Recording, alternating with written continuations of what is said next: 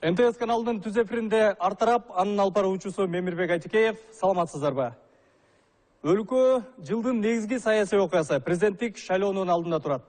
Добуш берүү күнү жакындаган сайын бийлик өз талапкерин өткөрүүнүн ар кандай амалдарын көрүп жаткандай. Адистердин айтымында бул шайлоодо административдик ресурстан тышкары криминалдык чөйрөнүн активдешкени байкалат. Биз бүгүнкү программабызда кылмыштуу топтордун саясатка аралашуусу, алардын алдыдагы президенттик шайлоого тийгизе турган таасирин талкуулайбыз. Биз менен алдыда 50 мүнөт чогуу болуңуздар. Эмесе бүгүнкү программанын коноктору менен тааныштырууга өтсөм, учурунда кыргыз милициясында узак жылдар бою кызмат өтөп, криминалдык чөйрө менен жигердүү күрөшкөн ал тургай эл тарабынан комиссар Катани аталган Өмүрбек Субаналиев мырзаны, мурдагы ички иштер министри жана генерал-майор, милициянын генерал-майорун чакырганбыз.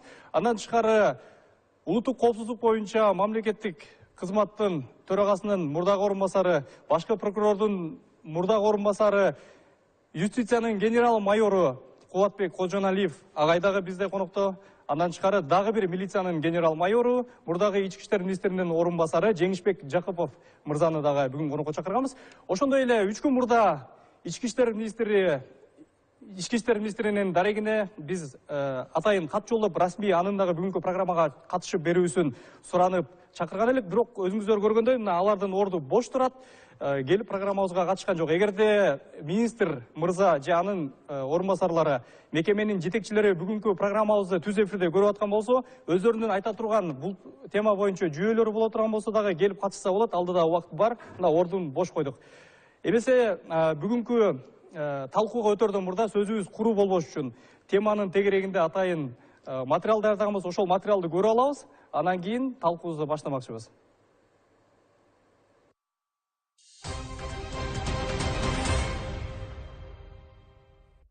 Кыргызстанда апрель окуясынан кийин уюшкан кылмыштуулукка каршы күрөш башталып, 200дөн ашык адам кармалып жоопкерчиликке тартылган. Алардын арасында ана башчылары да бар. Эми ошол учурда камакка алынгандар жарым-жартылай жаза мөөнөтүн өтөп, ар кандай себептер менен мунапыска илинип, азыр боштондукка чыга башташты. Бир ай мурда Ош областында Кара Суу райондук соту 2 жыл мурда кармалган Дженго Каймана аты бар Кадырбек Досоновду сот залынан эркиндикке чыгарды. Ал 2013-жылы уюшкан кылмыштуулукка каршы күрөшүү башкармалыгынын Түштүк аймак боюнча бөлүмүнүн жетекчиси, милициянын полковниги 35 жаштагы Толкунбек Шоноевду өлтүргөн деп айыпталып кармалган. Ал эми криминалдык дүйнөдө Алтуха деген ат менен таанымал Алтынбек Ибраимов мурда күнү Бишкекте Свердлов райондук сотунун чечими менен акталды. Ал шаар тургунуна күч колдонуп, коркутуп акча талап кылган деп айыпталып 2 жыл мурда колго түшкөн. Башкы башкармалыктын кызматкерлери күрөшүп атат.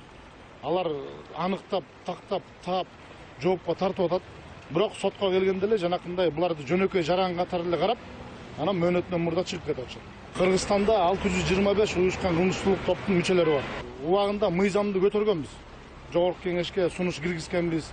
Уюшкан кылмыштуулукка каршы күрөшүү мыйзамын биз кабыл алып алсак, булар ошол мүчө болгон үчүн аларга эч кандай амнистия, эч кандай алдын ала чыгаруу, мөөнөтүнөн мурда чыгаруу деген эмелер колдонулбайт болчу. Ага кошумча жакын арада Россиядан Кыргызстанга дагы бир криминалдык төбөл депортацияланганы турат. Карышкыр деген Каймана ысымы менен белгилүү Мурсалим Өмүрзаков Москвада баңгиз аты менен кармалып, 2015-жылы күзүндө 3 жылга соттолгон. Ал жаза мөөнөтүн өтөп бүткөн соң Россиядан чыгып кетиш керек. Бул адам 4 жыл мурда Кыргызстанга жеткирилип, бирок көп өтпөй эле боштондукка чыккан эле. Тар чөйрөдө Өмүрзаков анда Батукаевдин тапшырмасы менен келип, криминалдык дүйнөдөгү бир катар маселелерди чечип кеткен деп айтылууда. Досонов, Дженго болса, Камчы Кольбаев баш ет деп койсок болот, ошонун группировкасына кирет.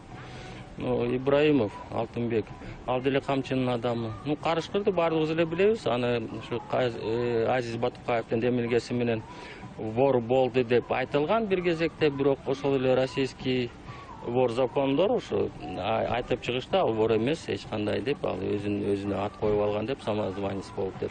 Ошон үчүн Омурзаков, Карышкыр деген жараныбыз, ал Крим чөйрөдө көп деле авторитети жок деп эсептейм. Оперативдик маалыматтар боюнча бүгүнкү күнү Кыргызстанда 4 уюшкан кылмыштуу топ бар. Аларды Камчы Көлбаев, Азиз Батукаев, Вадалас Кайманаты бар Максат Абакиров жана Сакал деген ысым менен белгилүү Улан Токтосуновдор жетектейт. Көлбаев менен Абакиров азыр эркиндикте. Ал эми Азиз Батукаев Грозныйда жаза мөөнөтүн өтөп жатат деп эсептелсе, Улан Токтосунов Бишкекте былтыр адам өлтүргөн деп айыпталып 17 жылга кесилген. Булар акырын элдин арасына кирип тарап акырын легализация этип, бирок ошол эле өздөрүнүн кылмыштуу ойлорун жүрүшөт. Көп жерлерде айыл өкмөттөр, жергиликтүү кеңеште, шаардык кеңештерде баары акырын киришип, бүгүнкү күндө ошолор маселе чечип атышат.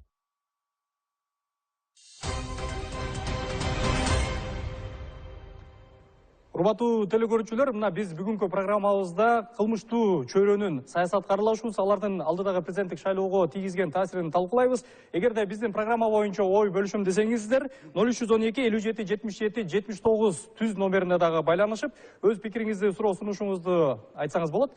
Эмесе алгачкы суроону мына Өмүрбек мырзадан баштасак, сиз албетте бул тармакта милицияда эмгектенгенсиз. Анан көп жылдар бою ошол кылмыштуу чөйрө менен күрөшкөнүңүз дагы элдин эсинде али күнчө. Анан айтсаңыз, мына азыр биринен сала экинчиси мына кылмыштуу топтордун өкүлдөрү бошонуп жатат. Буну бийликтин талапкерине, негизги атаандаштарына, ошол негизги атаандаштарына, белгилүү саясатчыларга алдыдагы шайлоодо таасир этип, басым көрсөтүп, кысым кылууга болгон аракет деп түшүнсө болобу?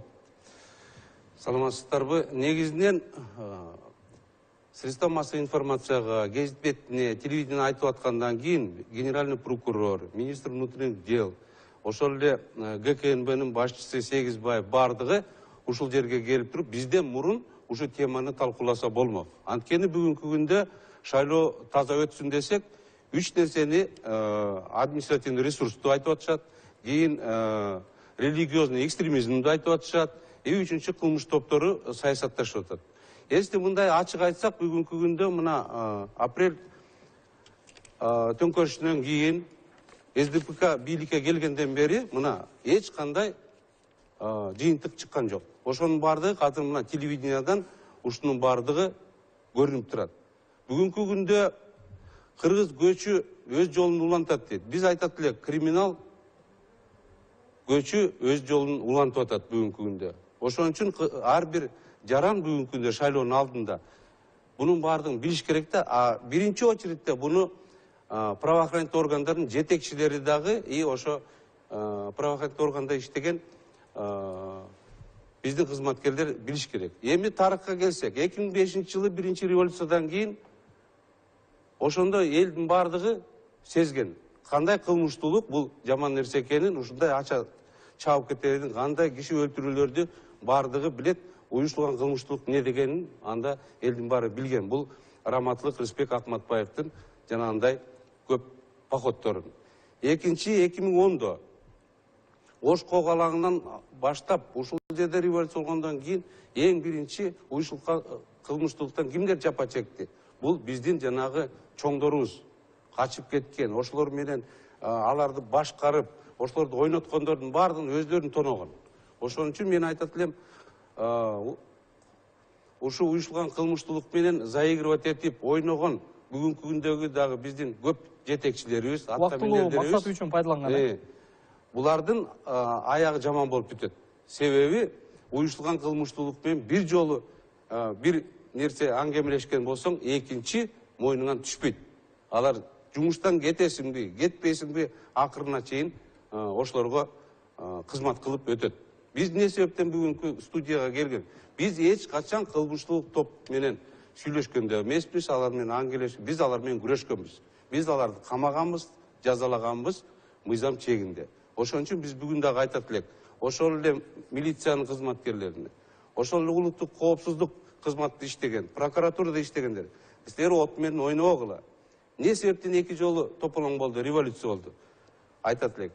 Бүт ушу таза шайлоо болбогон үчүн, ошо уюштурулган кылмыштуулуктарды колдонуп, жана жаман жолго барган үчүн ушундай жаман болгон. Ошон үчүн биз дагы баса берилип кеттик, таза шайлоо болуш үчүн бүт мыйзам чегинде болуш керек. И уюштурулган топтор, кылмыш топтору саясий эмеге, аренага чыкпаш керек да, ага аралашпаш керек бүгүнкү күндө. Сизге рахмат, сөзүңүз оозуңузда. Албетте бизде азыр кыскача тыныгуу бар экен, анан кийин талкуу уланат. Сиздер биздин түз эфирдеги номерибиз бар, ошого чалып өзүңүздөрдүн ой пикириңиздерди дагы билдирсеңиздер болот.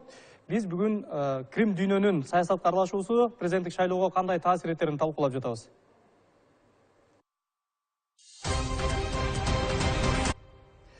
Мына бүгүн бизге талкуулап аткан тема боюнча дагы албетте мына 3 генерал турасыздар. Анан кылмыштуу топтордун орду кайсы жакта экенин айтпаса дагы белгилүү. Бирок алардын мына бүгүн активдешип жер-жерлерде ар кандай жүрүштөрдү жасап атканы, мына активдүүлүгүн көрсөтүп атканы кесепети, жыйынтыгы кандай болушу мүмкүн? Куатбек мырза, сиз Саламатсыңар, урматтуу көрөрмандар. Эгер өткөн заманга мылтык менен атсаң, келечек сага замбирек менен атат деген бир учкай сөз бар. Анысыгарындай биз өткөн замандан, өткөн биздин окуялардан бир өзүбүзгө бир сабак албасак, мен ойлоп атам, келечегибиз кыйыныраак болуп калат. Мен Өмүрбек Исаковичтин сөзүн улантып кетейин дедим элем. Анткени ошол заманда, Бакиевдин заманында, көп айтып атышпайбы, Бакиевдин заманы, Акаевдин заманы деп. Дал ошол заманда бийлик ошо Крим чөйрө менен достошуп, ымалашып, биргелешип жүргөн немеси аягы эл аралык дипломатиялык скандалга чейин барган. Эгерде көрөрмандардын эсинде болуш керек, өз убагында Раматылык Ырысбек Акматбаев ак үйгө чейин барып, сөмөйүн кезеп, бергөстэй чык дегенге чейин барган. Аянтка чыккан. Аянтка чыгып, анан кийин айткан, Бакиев ошондо аргасыз, мен эсимде, тиги Медетбеков охранасынын башчысы болчу, ошол жерге топтошуп чыгышып, анан кийин ошол жерден сүйлөшкөндөн кийин, анан кийин тарап кетишкен да. Өлкө башчысы баш болуп ошо Крим чөйрө менен бул эсептешкенге барабар болгон. Эсептешкенге барабар болгон да. Ошол убакта Ырысбек Атмакбаев депутаттыкка талапкер болуп, керек болсо шайлоодон жеңип чыккан. Рыбачиден чыгып, жеңип, эң аягында анан кийин Бакиев түшүндүрмө берген, пресс-конференцияга чыгып алып, ошондо АКШнын элчисинин орун басары суроо берген түздөн түз. Мырза президент, силерде Крим чөйрө бийликке барып атат дегенге чейин алып барып күнөөлөгөндөн кийин анан бийлик натыйжа чыгарып, аны тиги немеден депутаттыктан алган. Мына өзүңөр көрүп турасыңар, канчалык биздин Кыргызстандын аброю ошол убакта түшүп кеткен. Ал эми бул бир эле коркунуч да. Бул бир тараптуу кыймыл. Өмүрбек Исакович туура айтып атат. Бияка киргенден кийин чыгуу деген жок. Алардын өзлөрүнүн мыйзамдары бар. Ал биз мына колдонуп аткан, кадимки жарандар колдонуп аткан мыйзамдарга баш ийбейт. Ошон үчүн алар ошо тиги өзүнүн мыйзамдары менен жашашат. Анан кийин кармалып калган учурда ошо мыйзамга жооп берип нетип калышат да. Бирок арасында саткындар бар экен, президент өз мойнуна алып отурган. Мен ошо укук коргоо органдарынын арасында крысалар менен күрөшөм деп, баягы иш козголгондо тиги складтардан баягы курал уурдалып кетпеди беле. Ошондо сөзүн берген ошол. Анткени кийинки массалык маалымат каражаттарда байма-бай чыгып атат. Баланча укук коргоо милициянынбы, прокуратуранынбы кызматкери ошол Крим чөйрө менен байланышып кеткен дегенчи. Бул бир коркунуч. Экинчи коркунуч мына биз айтып атпайбызбы? Азыр ислам мамлекети менен Сирияда күрөшүп жүргөндөр бир 500-кө жакын бир кыргыздын жараны бар. Бул официалдуу түрдө нетип. Мына бүгүн кечинде эле айтышты, дагы бир вербовщикти кармап, тетиги телевидение Мирдан да көрсөтүп атат. Ушундай болгон экен деп нетип атат. Биздин жарандар ал убакта азыр аерде салгылашуу катуу болуп атат. Биздин чек аралар анча деле бек эмес, ошон үчүн алар бияка кайтышат. Кайтышканда өзлөрү кандай идеология менен, кандай неме менен келери, аны болсо серепчилер байма-бай айтып атышат.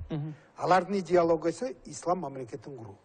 Биздин конституция боюнча дин менен мамлекет ортосу ажыратылган. Өлкө светтеги укуктук мамлекет. Мына акыркы эле мына Боршайкомдун өзүнүн токтому менен бир талапкерге эскертүү чыгарып, анткени дин кызматкери, алымдар мүчөсүнүн молдосу ошол жерге чыгып аралашкан үчүн эскертүү берди. Бул экинчи жагы. Бир талапкер үчүн аралашып ага үтүгөн үчүн башка талапкерге эскертүү бергенде болду менимче. Ошондой болду да, ошондой болду. Ошо жолугушууга чакырган деп. Бирок негизи ошондой азыркы күндө мына мен өзүм деле жума намаздарга барып жүрөм. А жерде мындай ачык болбосо дагы кыйыр түрдө андай агитация Сиз ошондо бул шайлоого дин өкүлдөрүнүн дагы мындай түз таасир этип атканын, аралашып атканын айткыңыз келип атат. Азырынча ачык айта элек. Эшматка же Ташматка неме бергиле депчи. Бирок кыйыр түрүндө. Кыйыр түрүндө айтылып атат мындай нерселер. Бунун кооптуулугу кандай болот келечек үчүн? Мунун Таасири кандай болот? Шайлоонун жыйынтыгына таасир этеби? Эми ислам мамлекетинин немесин көрүп атпайсыңарбы? Аягы эмнеге алып барарынчы? Бул диндин негизинде чыккан чыр чатак бул оңой менен басылбайт. Мына Афганистанда карап көргүлө. Сирия, Ирак баарын карап турасыз. Бул темага эми бул диний Анан темага үчүнчү жагы мен айтып атам. Мына административдик ресурс деп атат. Административдик ресурс боюнча мына азыр Боршайкомдун өзүнүн бир нече талаптары, эмелери, токтомдору чыгып атат, туурабы? Жумушчу тобу да түзүлгөн. Жумушчу тобу да түзүлгөн. Мына акыркысы эле мына темир жолдо болуп аткан окуялар боюнча азыр Боршайком ал боюнча өзүнүн териштирүүсүн чыгарат. Бирок мындай нерселер боюнча уже Боршайком бул факты деп койсо болот. Мен юрист катары айтып атам. Бул далилденген нерсе административдик ресурс колдонулуп атат деген фактылар бар. Акыркысын мен айтып коеюн. Мына президенттикке талапкер Бабанов жакында жанына бир Мүмкүн болсо талапкерлердин атын атабайбыз. Болуп турганда студентка чыкты деп. Баягы эмеге чыкпадыбы? YouTube'га баягы мугалимдер бир талапкерге үгүттөө жүргүзүү жөнүндө чыгып калды. Эми мен ойлоп атам, ал жөнүндө териштирүү жүрүп атат, бирок мындай нерселер көп болуп атат. Мисалы үчүн мен угушум боюнча, мына мен деле эл менен аралашып нетип жүрөм да. Сыртта жүргөн, окуп жүргөн студенттерди аерден открепительный талон алып, жерге келип, добуш бересиңер деген сөздөр бар да. Бул албетте бул маселе айтып берсек, админ ресурс боюнча бир чоң программа даярдай турган жөнүбүз бар. Бул боюнча дагы сүйлөшөбүз, бирок биз бүгүн мындай темага көбүнчө бул Крим чөйрөнүн аралашуусу боюнча кеп калсак, ошо урматтуу коноктор. Мына Жеңишбек мырза, сизге бериле турган сурообуз мына укуктук мамлекеттин, светтик, мына мыйзамдуу мамлекеттин өзүнүн мыйзамдары бар. Баш мыйзамы баштаган жана башка мыйзамдары бар, тиешелүү. Кылмыш кодекси деген бар. Ошол эле учурда ошо Крим чөйрөнүн дагы өзүнүн жазылбаган мыйзамы бар, ичара. Бирок ошолордун эки мындай бири-бирине эч качан мындай ымалашып, аралашпай тургандай жөнү бар. Эки тараптын аралашып кетүүсү эмне себептен деп ойлойсуз? Ортодо бир максат барбы? Эмне максат? Эми биринчиден мен бул жерде Өмүрбек Исашевич айтканын колдоп кетет элем. Акыркы жылдары Крим чөйрөдө бир топ өзгөрүүлөр болуп атат. Бул мурун бир 10 жыл мурун жанагы Өмүрбек Исакович айткан адам өлтүрүүлөрдү, криминалдык разборкаларды көчөдөн чалтыштуу жасабаса дагы криминал уже такыр бөлөк бир жолго түшүп алды. Бул жергиликтүү органдар менен иштеп, ошол эле кезде акча булактарын кайда бекер агып атканын ошо тарапты көз карап, ошол эле таможняга, ошол эле бизнеске ошо жака көңүлдүрөөк буруп атат. Ошон үчүн мындай көз караш элде дагы пайда болду. Көчөдө кичине тынчыгансып, бирок криминалдык чөйрөдөн басымдык бизнеске жана жөнөкөй адамдарга көп эле болуп атат жерлерде. Буга кошулган коррупция, жерлерде мынакей айтып атабыз, контрабанда деген маселе бүгүнкү күнгө аябай күч алып атат. Таможняда ошол эле таможнянын кызматкерлери ошо криминалдын көз алдында татынакай контролдо туруп атышат. Ошолор менен байланышта жүрүп атат, мындайча айтканда. Сиз айтып кеттиңиз, ушу уюштурулган кылмыштыкка каршы атайын закон бар, кабыл алынган президент менен. Анын концепциясы баары түзүлгөн, бирок анын баары толук иштебей атат. Себеп дегени жергиликтүү бийликтен баштап кээ бир тармактарда ачык айтканда элге, журтка кынчылык кылган мамлекеттик кызматта жолдоштор болуп атат. Шайлоо боюнча мен айтып кетсем, мынакей президентибиз канча айтып атат, ачык, эч ким сатылбай ушу шайлоого барып өзүнүн добушун берсин деген менен, бул көнүп калган адат менен криминалдык чөйрөнүн өкүлдөрү кайра эле кирип атат бул ишке. Жок, алар өздөрү эле каалап кирсе эле мындай эшик, алар эшикти талкалап кирип аткан жок да, аларга эшикти ачып берип атат. Алар дагы жанагы сатылып аткан добушка кошулуп ошол жактан дагы пайда таап атат да. Мен айтып кетейин. Биринчиден, экинчиден мынакей жергиликтүү органдарга шайлоо болгондо жер-жерлерде көп чыр-чатактын баарында ошо уюштурулган кылмыштыктын өкүлдөрүнүн издери дагы эле билинип турат. Анан мен бул жерде айтып кетиш керекмин, бул уюштурулган кылмыштуулук менен жалгыз милициянын кызматкерлери эмес, ошол эле таможниктер, ошол эле экономикалык кылмышка каршы иштечү органдар, Жалпы мамлекеттик система күрөш керек. Жалпы структуранын баары бир иштеш керек. А биз эмнени көрүп атабыз? Мисалы, Кара Суу районунда, мисалы телевизордон далай көрсөттү. Жергиликтүү Кара Суу шаарында жергиликтүү органда шайлап атканда таможнянын орун басары отуруп алып, сен буга голосовать эт деп бюллетендердин баарын ошол жактан сорттоп отурган. Мындай фактылар азыркы шайлоодо аныкталса, мындай жолдошторду тез камаш керек. Эч кандай суроо болушу да мүмкүн эмес. Ошондуктан мен бул жерден айтып кетер элем, бул шайлоо өтө өзгөчө маанилүү шайлоо болгон турат. Себеп дегенде мынакей президент дагы оондун трибунасынан элге кайрылуу жасап, таза шайлоо болсун деп атат. Бирок бийликтин жерлерде иштеген өкүлдөрү илгерки, мынакей Акаевде, Бакиевде, азыркы учурдагыдай эле жаман жолго түшүп кетиши мүмкүн. Мен аны эч качан. Мына Өмүрбек мырза, мен жанагы суроомду дагы берим келип турат. Мына сиз милицияда көп жылдар тажрыйбалуу адистердин бирисиз, сиз дагычы. Мына мамлекет менен ошо каралар дейбизби, Крим чөйрөнүн ортосунда мындай бөлүнгөн, биринен бирине өтпөй турган атайын мындай мыйзамдар бар да, бири-бирине аралашып кетпей турган. Ошол кайда калды? Ал артта калды. Анткени көч алдыга кетип баратат. Булар Крим дүйнө чорный деп атпайбы. Бүгүнкү күндө эң бай ким? Мамлекет системасында иштеген чиновниктер. Дагы ким бай? Бул Крим чөйрөсү аябай бай. Анткени интерестери бир. Мына бир эле мисал. Ош областында обл таможнянын үйүнөн 3 миллион долларды урлар алып кеткен. Эч ким жазаланган жок, потому что алар как налог сыяктуу кылып алып кеткен. Ал киши да өзү билчү ким экенин. Бул биринчиден. Экинчиден, бүгүнкү күндө мына биздин чоңдор көп айтат да, вот Медеткан Чоканычты өлтүрүп кеткен деп. Да, өлтүрүштү. Бирок ошо кишини өлтүргөн исполнительдер бирөөсү жана шопурду кийин революция убагында өлтүрүп коюшту. Да, Осмонов дегенде. А калган ана башылары бүгүнкү күндө бай болуп, жыргап, и еще административный ресурска кошулуп алып туруп, бүгүн башка талапкерлерге карай кысым көрсөтөт. Не себептен мына бүт кыргыз эли бүгүнкү күндө айтышып атат. Не себептен булар ушул жолго барат деп. Бир эле себеп. Эксперттердин айтымында бүгүнкү күндө кайсы гана эксперттер айтпасын, средства массовой информацияда бийликтин талапкери утулат деп атышат.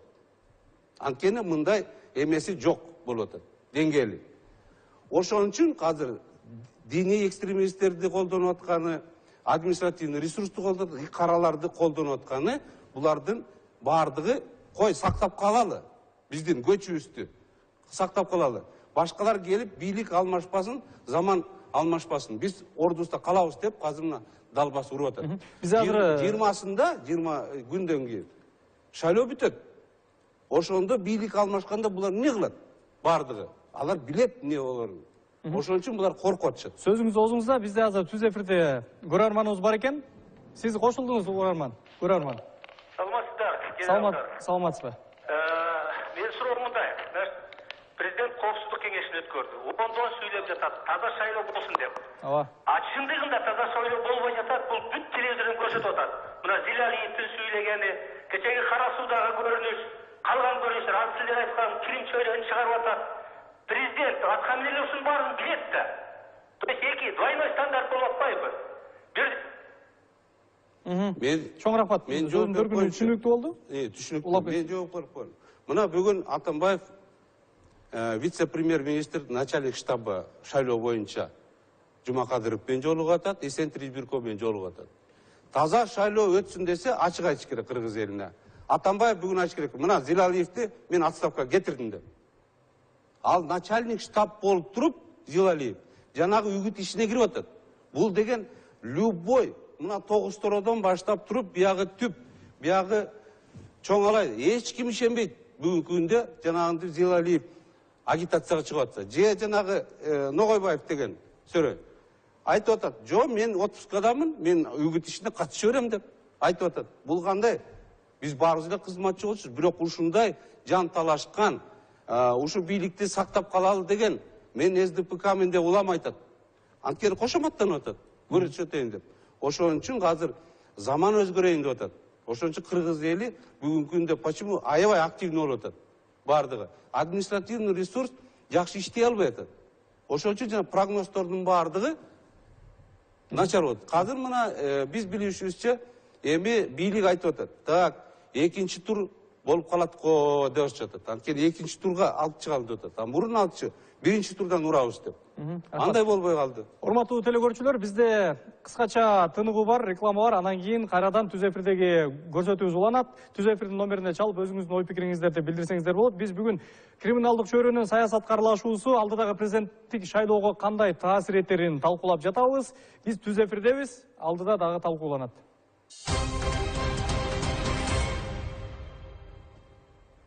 Мына урматтуу телекөрүүчүлөр, НТС каналынын түз эфиринде ар тарап программасы уланып жатат. Куатбек мырза, айтсаңыз, мына криминалдык чөйрө, дин ишмерлеринин баягы президенттик шайлоого болот турган таасири жөнүндө дагы сүйлөшүп атпайсызбы? Анан алар кантип таасир эте алат? Кандай жолдору бар, кандай рычагтары бар дегендей? Эми бу жерде мыйзамдуу, анан неформалдуу рычагтар бар да. Мисалы, мына элге түшүнүктүү болуш үчүн жалпак тил менен айтып берсеңиз. Жалпак тил менен айтканда коркутуу болот. Коркутуу кимди? Шайлоочулардыбы? Жок, ошо таасирлүү адамдарды коркутуу болуш. Мисалы, таасирлүү адамдар дегенде кимдерди айтсак болот? Таасирлүү адамдар ал жерде бийлик өкүлдөрү жана баягы авторитеттер бар да. Мисалы үчүн сакалдуу кишилер, ошол жерге таасири бар адамдар, мисалы үчүн ошол бир уруунун башчысы болобу, же ошол жердин бир өзүнчө бир айыл башчысы болобу. Сөзү өтүмдүү адамдар. Сөзү өтүмдүү, ошол жерге эмгеги немеси сиңген немелерге ошондой болуп калышы мүмкүн да. Анан мен айтып кетейин дегени, негизи эгерде мисалы үчүн бийлик кызыктар болсо мындай нерсеге, мына бош болбойт эле да. Мына бош болгон үчүн бу жерде көп сыр катылып отурат да. Мына Рафик Мамиталиев иним айтып атпайбы? Бийлик Крим чөйрө ошо бийликке интеграция болгон жөнүндө айтып атат. Мына жакемде айтып кетти, ошо бийлик бизнеске интеграция болуп кирип аткан немесин өзүн легалдаштырып, өзүнүн положениясын легалдаштырып, анан таасирин күчөтүп аткан нерсеси болуп атат да. Мен ойлоп атам, бул баягы орун жашырсаң өлүм ашкере чыгат дегенде, муну жашырбашыбыз керек да. Мына силердин программа биринчилерден болуп ушуну көтөрүп атат. Мен ойлоп атам, мындан ары дагы ушундай фактылар болсо, ошолорду чыгарып, элге эскертип коюш керек. Мунун түбү жакшы эмес. Мунун түбү кийин тетигиндей болуп бүтөт. Тетиги киши өлтүргөнгө чейин алып барат. Дипломатиялык скандалга чейин алып барат. Аягы бийликтин натыйжалары эл аралык коомчулук менен таанылбайт. Ошон үчүн мен ойлоп атам, бийлик азыр өзү кызыктар болуп, момундай нерселерден качпай, ушул жерге келип так жооп бериш керек. Эмне чараларды колдонуп атат? Анан сиз баягы мурдагы башкы прокурордун орун басары катары, ошол аскер прокурору катары айтып өтсөңүз, мына биз жогоруда айттык, дин өкүлдөрү дедик, кылмыштуу топтун өкүлдөрү дедик. Ошол эле учурда мына административдик ресурс боюнча дагы бир катар кылмыш баягы мыйзам бузуулар болуп атканын атап өттүк да. Анан ушул боюнча мына Борбордук шайлоо комиссиясы тиешелүү чара колдонбой атат. Ушул учурда менимче башкы прокуратура, коопсуздук кызматы дегендей бизде мекемелер бар да, өлкөнүн коопсуздугу үчүн, баягы жарандардын коопсуздугу үчүн кам көрө тургандай. Ошол мекемелер мындай кыймыл аракетке келип, өздөрүнүн деңгээлинде баягы чараларды колдонуп, өздөрү баягы чара колдонбой аткан мекемелерди чара колдонууга мындай таасир этиш керек болчу да. Сурооңорду түшүндүм. Негизи бу жерде милиция кызматкерлери, прокурор кызматкерлери өзүнүн кызматын жогору баалап, честь мундира деген бар. Мына Рафик Мамиталиев айтып кетти. полковник Шоноевті өлтірген адам досрочно шығып кетті деп. Емне үшін қоңғыра шығып, прокуратура қызметкері, милиция тараптарынан ал удоғы шығарып атқанға қарсы шығышпайды. Негізі, мына азыр жақында жоғарғы кеңеш мыйзам қабыл алды. Педофилдерге қарсы ешқандай удо қолданылмайды деп. Ошондой эле кылмыштуулук, уюшулган кылмыштуулукка ошондой удо колдонушпаш керек. Бул өнүккөн мамлекеттерде баарында бар. Анткени булардын мындай коркунучу жөнөкөй жаранга караганда булардын коркунучу өтө көбүрөөк болот. Таасири да көбүрөөк болот. Анан мамлекетке дагы өзүнүн тийген салакасы дагы терс салакасы да чоң болуп калышы мүмкүн. Бул бийликке аталган суроо да. Ошон үчүн мен өзүмдүн коллегаларыма ушул силердин эфир менен пайдаланып айтып кетет элем. Бу да өтөт. Бу да заман өтөт. Бүгүндөрдө өтөт деген бүгүндөрдө өтөт. Бирок эртеси күнү тетиги ошо Батукаевка каралашып аны чыгаргандар, ошондой сыяктуу тетиги өмкөм айтып кеткен баягы тетиги Садыркуловду көзүнө тазалаганга жардам берген немелер, бул бир күнү чыгат баарыбир. Анан кийин ошонун арасында биздин коллегалар чыгып калышы мүмкүн. Милиция кызматкерлери, прокурор кызматкерлери, соттун кызматкерлери, соттор чыгып калышы мүмкүн. Ошого жардам бергендер. Анткени бүгүнкү күндө ошо тизмелер ошо социалдык тармактарда жазылып атат. Кайсы сот, кайсы прокурор, кайсы милиция ошондой жазып аткандар. Мен ошону эске салып кетейин деп атам. Жеңишбек мырза, айтып кетсеңиз, кандай таасир этип атат? Сиз жогоруда сөздүн башында айттыңыз, мамлекеттик мекемелерге, бизнес чөйрөсүнө, башкасына таасир этип атат депчи. Анан муну жоюунун кандай чараларын көрүш керек да? Мамлекет тарабынан болобу, коомчулуктан болобу, жалпы шайлоочулар болобу? Муну жана телекөрүүчү айтып кетпедиби? Двойной стандарт деп. Муну ачык, айкын бүт маселени элге, коомго өз учурунда жеткирип туруш керек. Ичараны тез аранын ичинде көрүш керек. Чара көрүлбөй, элге жеткирилбей, телевидение чыкпай, жашырын түрдө созулуп калып калса, ошондо андай кылмыш иш аракеттери улана берет.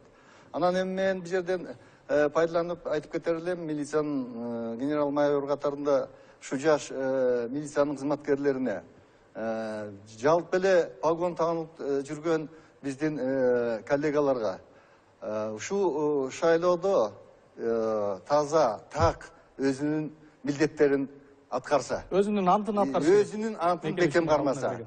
Азыр биз айтып атабыз, уюштурулган кылмыштын өкүлдөрү ушинтип кысым көрсөтүп атат, агитация жүргүзүп атат, басымдык кылып атат элге деп. Эми ошонун арасына биздин кызматкерлер илинип кабылып калса, анда бул жалпы ошо погонго, ошо формага кыргыз элине шек келтирет да, ишеничтен чыгып калышат. Ошондуктан таза, так өзүнүн милдетин аткарып, элдин кызыкчылыгын, мамлекеттин кызыкчылыгын ойлоп иш кылышса. Мына азыр дагы бир окуя эсиме түшүп атат. Мына өткөн бийлик губернатор болуп турган кезде ошо жергиликтүү бийликтин өкүлү катары ошол учурда криминалдык чөйрө менен күрөшкөнүңүз гезит беттеринде, массалык маалымат каражаттарында элге жарыяланганда, анан кыскача айтып берсеңиз, азыр жерлерде Крим чөйрө шаардык айылдык кеңештерге барып бийликке аралашып кеткендин, камыр жумур болуп кеткендин жөнүндө сөз кылып атпайсызбы? Жергиликтүү бийлик өкүлдөрү ошондой күрөштө болот да, ошол жолдорун айтып берсеңиз. Жолдору мындай эле, мыйзам. Мен губернатор болуп турган Нарын областта, мыйзамдагы уру Көлбаев, анын жанагы коронават эткен орус достору, алар дагы Крим чөйрөнүн мүчөлөрү бизге келгенде биз аларды кууп чыкканбыз. Мына Нарын областында ошол убакта мыйзам бар деген кеп. Бул биринчиден. Мен экинчи моментте айтып коеюн, эмне себептен мына 7 жылдан бери биздин төбөлдөрүбүз кыйкырып атат. Коррупция менен күрөшөбүз, коррупция менен. Эч качан коррупция менен уюшулган кылмыштуулукту, көмүскө экономиканы жеңмейинче коррупцияны эч ким жеңе албайт. Коррупция деген бул көмүскө экономикадагы, теневой экономика дейт, и уюшулган кылмыштуулукта.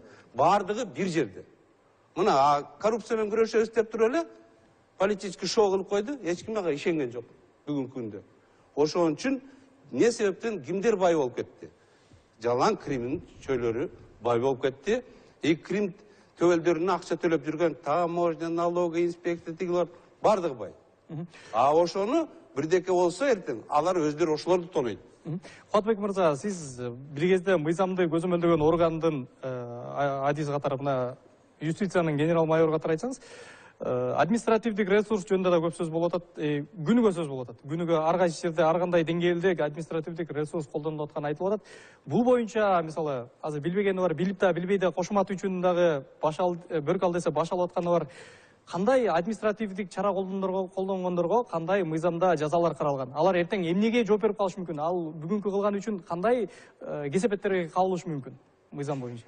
Бизде баягы кыргызча айтканда ээрге отурганда эле түз отуруш керек болчу. Кыйшак отуруп калбады. Ошо штабтын башчысы тетигинтип бийлигишип кеткенден кийин анын элдин ишеними чыгып калды. Ишеними жоголду. Мен айтат элем, негизи прокуратуранын өзүнүн арсеналында бир топ чаралар бар.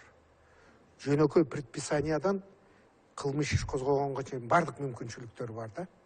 Ошон үчүн мен прокуратура кызматкерлерине, коллегаларга кайрылат элем. Мына көп нерсени көрүп турасыңар. Мен да баарын көрүп турам. Колуман келгени социалдык тармактарга чыгарып турам.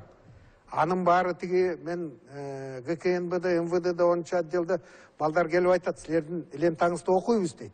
Мен айтам, ошо силерге жазып атам мен. Керегем сага айтам, келиним сен ук депчи. Ошон үчүн мен ойлоп атам. Бул эгерде мисалы үчүн жаза албаса тийиштүү жаза, бул кайталана берет. Өз убагында эмне үчүн профилактика дейт. Ошону эгерде безнаказанность порождает вседозволенность дейт. Ошон үчүн мен ойлоп атам, прокуратура кызматкерлеринде азыр өтө жооптуу нерсе турат. Өзүнүн штабы бар. Мына прокуратурада дагы жетекчилер алмашып кетти. Биринчи прокуратурада алмашты, штабтын жетекчиси, анан кийин өкмөттө алмашты. Бул эмнени билдирип атат? Балким ошого азыркы талаптарды менин коллегаларым аткара албай жатканын билдириши мүмкүн. Ошон үчүн мен чакырып кетет элем, иш козгогондон тети кызматтан алганга чейин, замечание кылганга чейин бардык нерселер бар. Ошону колдонуш керек бардыгына. Мыйзамдуулукту орнотконго салыныш керек. Албетте. Мына урматтуу телекөрүүчүлөр, биздин алдыда айткан бизге бөлүнгөн убакыт дагы өз соңуна чыгып калды.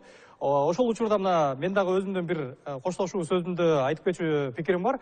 Кыргызстан Борбор Азияда мындай мурдагы 2011-жылдагы баягы кыска мөөнөттөгү окуяларды эске албаганда биринчи жолу тынчтык жолу менен бийликти экинчи адамга өткөрүп берүү процессинин алдында турабыз. Ошол учурда албетте Кыргызстандын бардык жарандары, мамлекеттик кызматкерлер, борбордук шайлоо комиссиясы ушул шайлоого аралашты деген биз жогоруда сөз кылган бардык атка минерлер, Крим чөйрөсү дейбизби, дин ишмерлери дейбизби, бардыгына айтып кетчү нерсебиз. Ошол президент буга чейин оондун трибунасына чейин барып жарыялаган таза шайлоо, акыйкат шайлоо принцибинен тайбай ошол нерсени аткарып беришиңиздер бул келечектин баягы өлкөнүн келечегине тамырлашына, мамлекеттин жакшы жагына өзгөрүүсүнө өөлгө түзөрүн айтып кетели. Ал эми мыйзамсыз иштердин аягы ошо өлкөнүн тамырына балта чабарын дагы биз жакшы билебиз. Бүгүнкү программабызга мына 3 генерал мырзалар келип өз ой пикирлерин бөлүштү. Биз криминалдык чөйрөнүн, дин ишмерлеринин жана ошондой эле административдик ресурстун алдыдагы президенттик шайлоого тийгизе турган таасири талкууга алдык. Бүгүнкү программабызга мурдагы ички иштер министри, милициянын генерал майору Өмүрбек Субаналиев мырза, ошондой эле мурдагы ички иштер министринин мурдагы орун басары генерал майор Жеңишбек Жакыпов мырза, ошондой эле юстициянын генерал майору, мурдагы башкы прокурордун мурдагы орун басары, коопсуздук кызматынын мурдагы орун басары Кубатбек Кожоналиев мырза келип катышты. Берүүнү Мемирбек Айтикеев алып бардым. Кайрадан эфирден амандашканча.